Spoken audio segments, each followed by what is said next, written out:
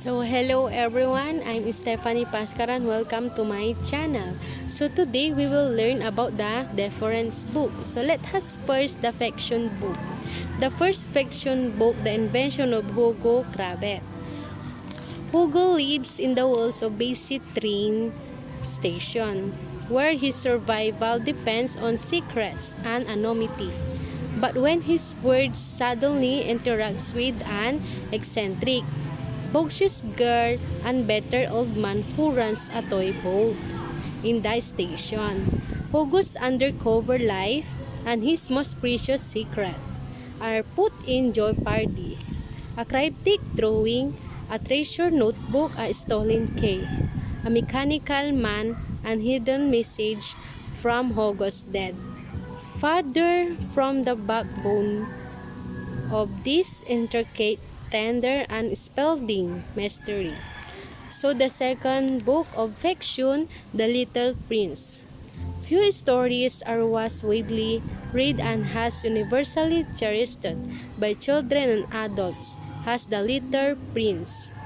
Richard Howard's translation of the beloved classic beautifully reflects Saint-Exupéry's unique and gifted style.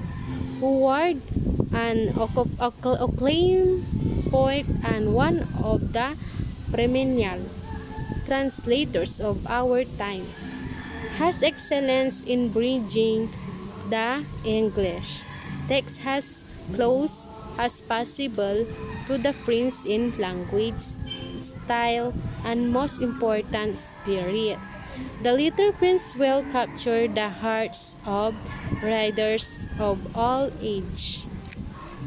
So the second book of the third fiction book, A Wonder.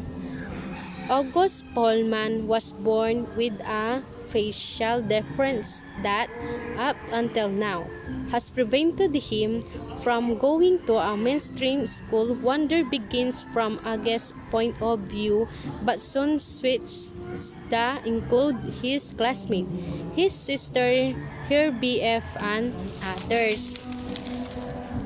So the third fiction book, Matilda by Roald Dahl.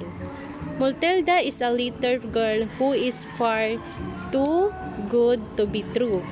At age 5.5, she's knocking off double-digit multiplication problems and blitz reading techniques. Even more remarkably, her classmates love her, even though she's a superhero and the teacher pit. But everything is not perfect in Matilda's world. Fortunately for Matilda, she has the inner resources to deal with such annoyances as astonished intelligence, saintly patience, and ancient prediction for revenge. So the second book is Charlotte's Web.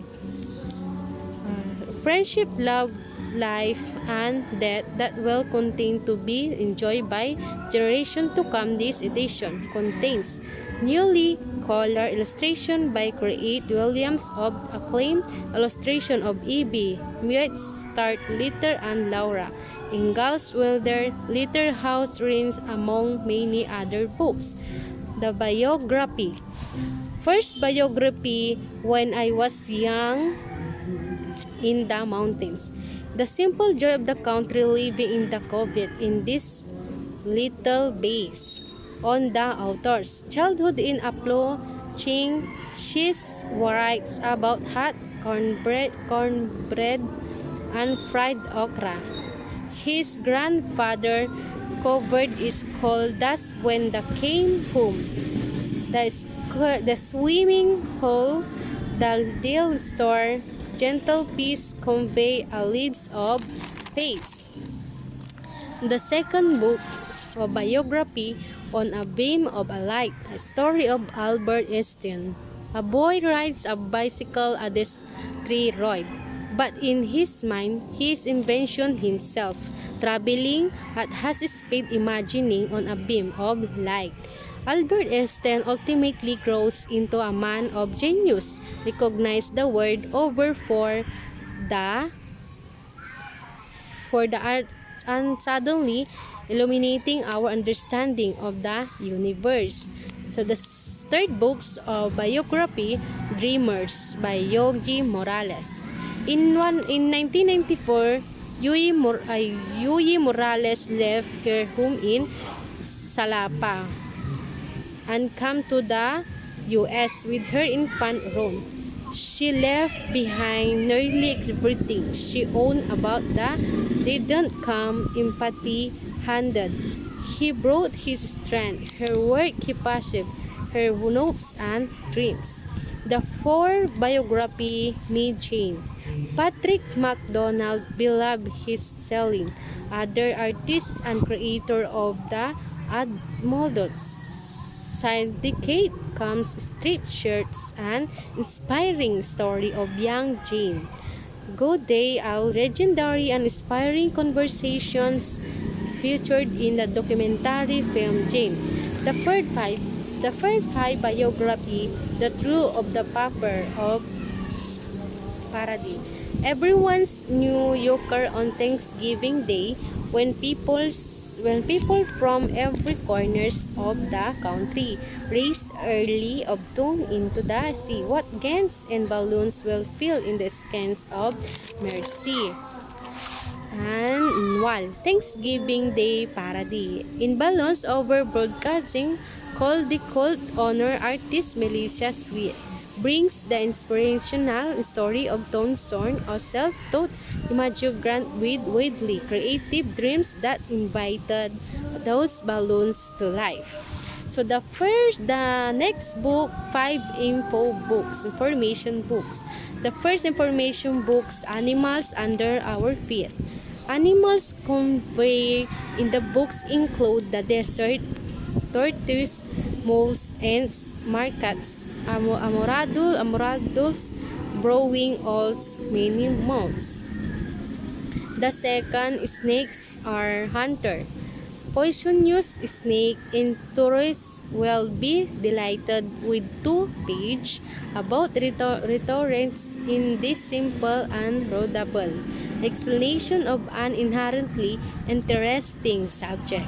The third, animal babies in grassland. Animal babies in grassland shows mammals living in the leaves and green habitats from inexquisitive dogs to big earth expanse and charming images and clear text will engage children internet immediately. The fourth, true stories on extraordinary animal. In these young preschool books, Catherine Doss makes the wonder and his truth as the mystery of unlikely animal friendship, because the stories behind this friendship of do not contribute capped by photographer in many countries. Frogs. The Explorer, many word frogs curious kids learn about the fascinating world of frogs, especially their growth from daptone to full-grown frog and the relationship between baby frogs and their parents. So the last 5 books, reference book. The reference book, Oxford Senior Illustration Dictionary. A dictionary can be a brilliant tool for children aged 7 to 9, and this colorful illustration offers excellent practice in using one. The next, Animals, a Children Encyclopedia.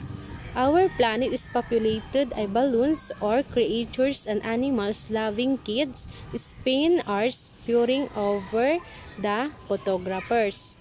Third, literally amazing human body.